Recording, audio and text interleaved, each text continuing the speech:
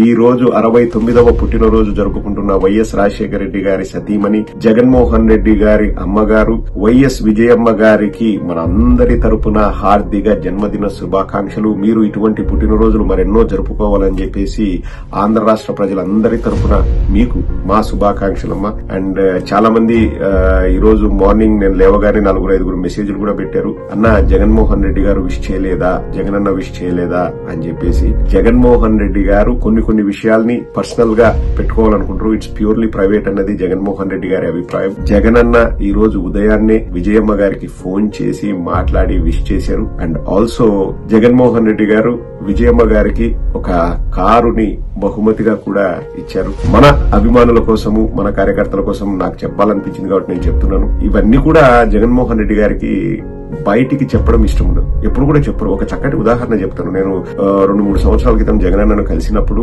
జగనన్న పులివెందల్లో చేస్తున్న charity work నాకు తెలిసింది. అంటే స్కూల్స్ రన్ చేస్తూ ప్రతిదీ జగన్మోహన్ రెడ్డి గారు సమకూర్చేది నాకు అప్పుడు తెలిసింది. నేను ఆశ్చర్యపోయాను.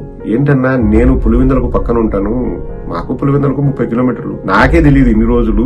అంటే వాళ్ళు they try to keep it లో ప్రొఫైల్. మనం చేసే మంచి 10 మందికి చెప్పాలి తప్పితే మనం ప్రతిదీ బయటకు చెప్పుకోవాలి అనే మెంటాలిటీ కాదు జగన్ అన్నది. నాకు నిన్ననే అనిపించిందండి, యాదృచ్ఛికం ఏమో తెలియదు గానీ కొంతమంది మన వైఎస్ఆర్ కాంగ్రెస్ పార్టీ సోషల్ మీడియాలో ఉన్న వాళ్ళే అన్న జగనన్న ఎక్కువ బయటకు వచ్చి మాట్లాడితే బాగుంటుందన్న, వాళ్ళు చూడు ఎట్లా మాట్లాడతారో అని అంటారు.